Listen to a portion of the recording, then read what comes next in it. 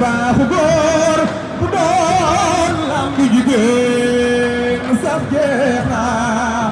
aaye lamb bu góor nekkul jigéen na ko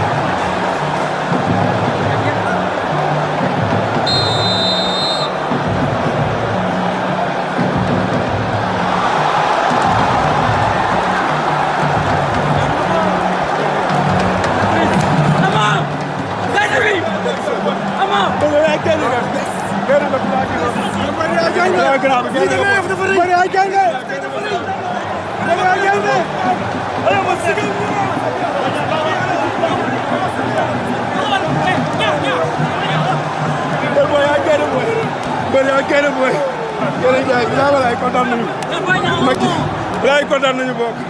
sant yàlla bu baax a baax sant yàlla bu baax a baax sa taxawaay sant yàlla bu baax xam nga jant ak dara